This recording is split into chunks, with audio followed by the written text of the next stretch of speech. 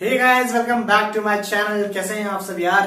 उम्मीद करता हूं सब मजे में होंगे, फुल तमाशे कर रहे होंगे। चलिए, फॉर्मूला रिवीजन सीरीज आप एंजॉय कर रहे हैं। ये रिवीजन सीरीज आपको लास्ट मिनट टाइम पे बहुत हेल्प करेगी, यकीन मानिएगा।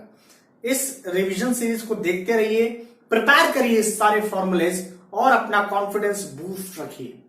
कोई भी क्वेरी हो कमेंट बॉक्स में कमेंट कर दिया करो, मैं कोशिश करूंगा हर आपके कमेंट के और हर आपके सवाल का जवाब देने के लिए।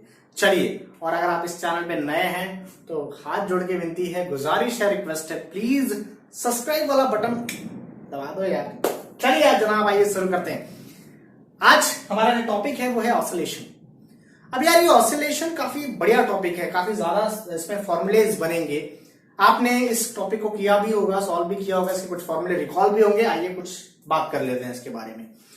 ऑसिलेशन में दो कैटेगरी होती है, एएसएचएम यानी एलएसएचएम यानी स्प्रिंग वाली स्टडी, और एएसएचएम में पेंडुलम पढ़ते हैं आप। स्प्रिंग पेंडुलम आगे पीछे और पेंडुलम सिंपल पेंडुलम, राइट। तो पहले एलएसएचएम की बात कर लेते हैं, स्प्रिंग की बात कर लेते हैं। उसमें सबसे पहला फॉर्मूला आएगा differential equation. Differential equation that is d square x by d t square plus omega square x equal to 0। यहां पे ओमेगा यानी एंगुलर फ्रीक्वेंसी भी कह लीजिए या एंगुलर वेलोसिटी भी कह लीजिए। डिफरेंशियल इक्वेशन ये इस्तेमाल इसलिए होता है कि कई बार आपको एक एसएचएम की डेफिनेशन या एसएचएम की इक्वेशन दी होगी और आपको बोला गया होगा टाइम पीरियड निकालिए, तो उसके लिए आपको उसको डिफरेंशियल इक्वेशन से कंपेयर करना पड़ता है, ठीक है। दूसरा, कई बार आपको मान लीजिए क्वेश्चन दिया हुआ है x equal to A sine omega t, क्या ये एसएचएम की इक्वेशन है? Question mark. तो उसको वेरीफाई कैसे करेंगे? तो ये इक्वेशन प्रूव करना पड़ेगा, d square x by d t square equal to 0 यानी LHS equal to RHS prove करना पड़ेगा। अगर आपने प्रूव कर दिया और ये प्रूव हो गया, इसका मतलब the given equation is SHM equation. तो वेरीफाई करने के लिए, प्रूफ करने के लिए और इक्वेशन बेस्ड प्रॉब्लम के लिए डिफरेंशियल इक्वेशन का इस्तेमाल होता है। बाद में आते हैं सेकंड सेक्शन में, जिसका नाम acceleration, velocity and displacement with respect to displacement यानी एक्स के फॉर्म में होता है। तो एक्सेलरेशन का फॉर्मूला जैसे आप जानते हैं, एक्सेलरेशन का फॉर्मूला होता है minus omega square x. Acceleration का formula minus omega square x. Velocity का फॉर्मूला आपके सामने दिखाई दे रहा है स्क्रीन पे, that is omega under root A square, capital A square minus x square. यहां पे ए यानी होता है एम्पलीट्यूड यानी मैक्सिमम डिस्प्लेसमेंट। सो वेलोसिटी का फॉर्मूला आपके सामने।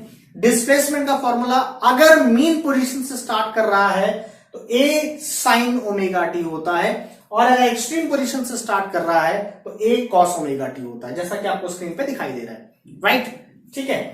Now very important, maximum acceleration. Maximum acceleration की जहां तक बात है तो मैक्सिमम एक्सेलरेशन होता है omega square A, capital A. Maximum acceleration omega square ए।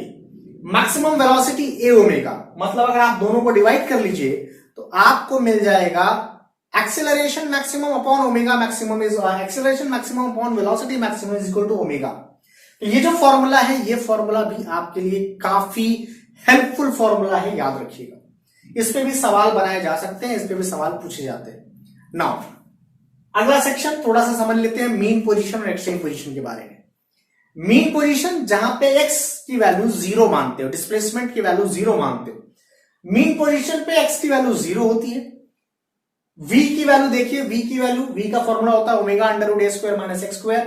अगर मैंने ओमेगा की x के जगह 0 डाल दिया तो वैल्यू आ रही है ए ओमेगा यानी मैक्सिमम वेलोसिटी। मैक्सिमम वेलोसिटी होती है मीन पोजीशन पे, और एक्सेलरेशन की वैल्यू कितनी होती है? 0। वैसे ही एक्सट्रीम पोजीशन के लिए आपने निकाला, एक्सट्रीम पोजीशन के लिए डिस्प्लेसमेंट की वैल्यू मैक्सिमम यानी ए होती है, तो वेलोसिटी की वैल्यू आप देख सकते हो और एक्सेलरेशन की वैल्यू आप देख सकते हो।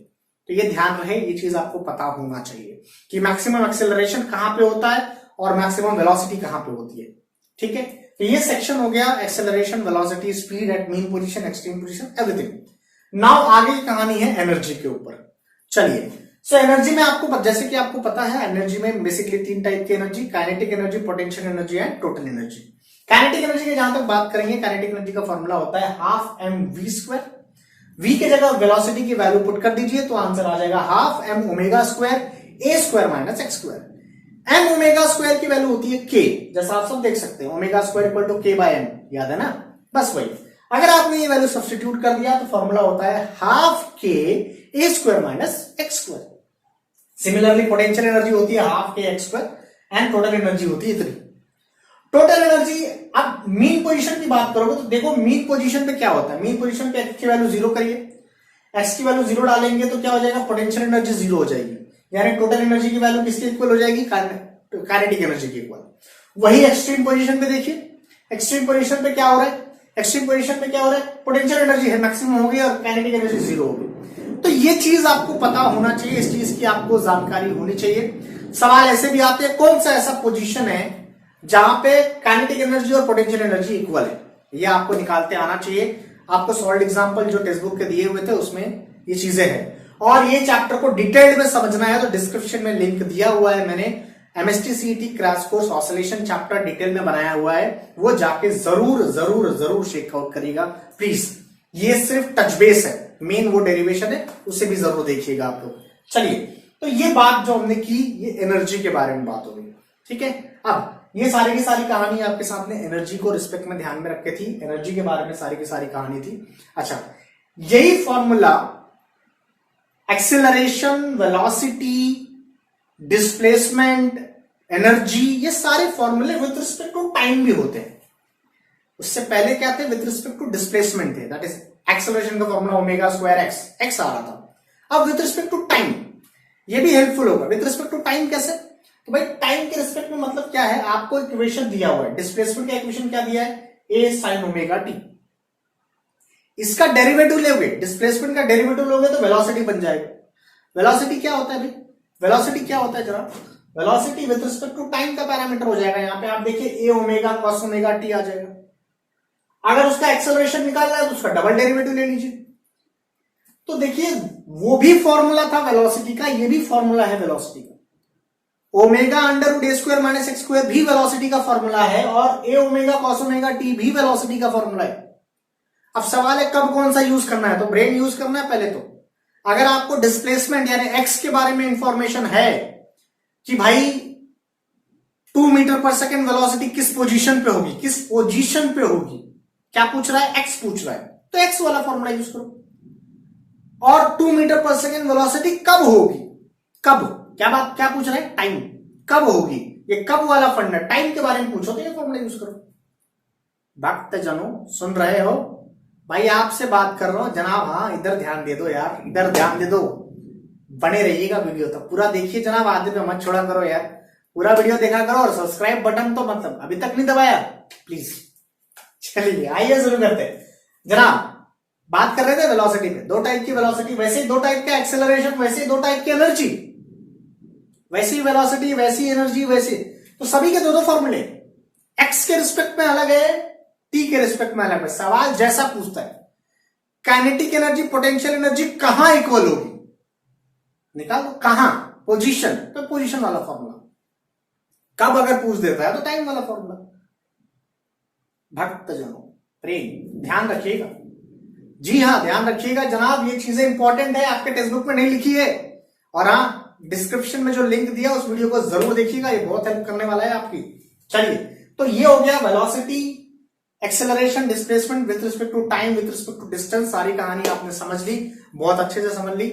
आगे की ओर जानते हैं, अब हम बात करेंगे दैट इज सिंपल पेंडुलम के बारे में।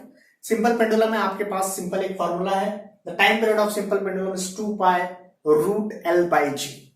L is the length of the simple pendulum, g यानी एक्सेलरेशन ड्यू टू ग्रेविटी। इस पे सवाल आते हैं, ये सवाल आपको आना चाहिए। और दूसरा एक इसी में टर्मिनोलॉजी याद रखिए, सेकंड पेंडुलम। सेकंड पेंडुलम वो जिसका टाइम पीरियड 2 सेकंड होता है। एक ऐसा टाइम पीरियड जिसका, एक ऐसा पेंडुलम जिसका टाइम पीरियड 2 सेकंड हो, उसे सेकंड पेंडुलम कहा जाता है, राइट। सेकंड पेंडुलम का लेंथ कितना होता है, तो सेकंड पेंडुलम का लेंथ होता है g by pi square. Pi square की वैल्यू अगर आप सॉल्व करोगे तो it is approximately equal to 1 आती है। तो पाई स्क्वायर की वैल्यू यस 9.8 के करीब आती है, उसकी वैल्यू अप्रोक्सीमेटली 1 आती है, तो इस बात का ध्यान रखिएगा।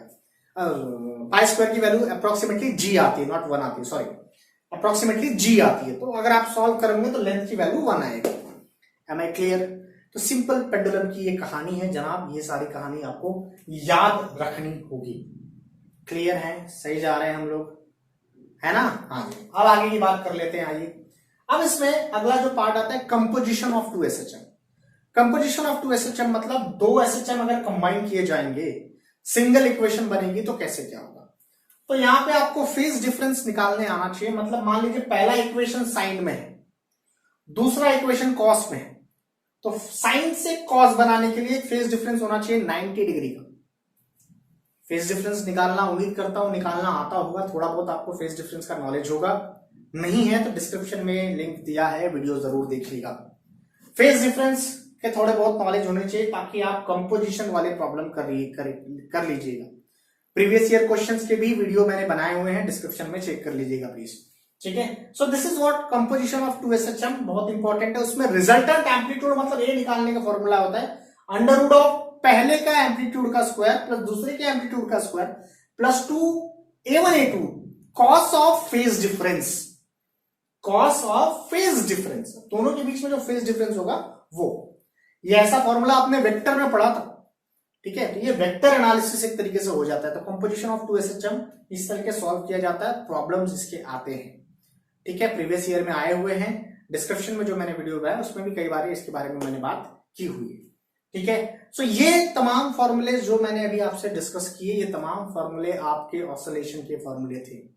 ये सारे फॉर्मूलेस पे घुमा फिरा के ट्विस्ट एंड टर्न करके सवाल बनाए जाएंगे। सवाल की प्रैक्टिस अच्छी रखिएगा। Is it clear? सारे फॉर्मूले एक बार कलेक्ट कर लीजिए, सारे फॉर्मूले को रिकॉल कर लीजिए और थोड़ा 2-4 प्रॉब्लम बनाने की कोशिश करिए, ठीक है। बहुत बहुत धन्यवाद चैनल के साथ बने रहने के लिए, इसे सब्सक्राइब करने के लिए और दोस्तों के बीच में शेयर करने के लिए। मैंने एक मुहिम छोड़ी है यार कि भाई जनाब ज्यादा से ज्यादा लोगों तक ये वीडियो पहुंचे। MST CET पे ये जो कोर्स है इसकी आप आखिरी बैच हो, क्योंकि आप सब जानते हैं कोर्स चेंज हो चुका है। MST CET में भी मुझे बदलाव करने पड़ेंगे, तो ये लास्ट बैच है। तो मैं चाहता हूं कि ज्यादा से ज्यादा बच्चों तक ये चीज पहुंचे ताकि ये जो मेरी मेहनत है ये सफल हो जाए। तो एक छोटी सी रिक्वेस्ट है, गुजारिश है, हर बार करता हूं फिर करूंगा, मुझे यकीन है कि आप इसे मानेंगे भी। प्लीज अपने दोस्तों तक पहुंचाइए, वहां तक पहुंचाइए जहां इसकी जरूरत है। बहुत बहुत धन्यवाद चैनल के साथ बने रहने के लिए, सब्सक्राइब करने के लिए और शेयर करने के लिए। Thank you so much.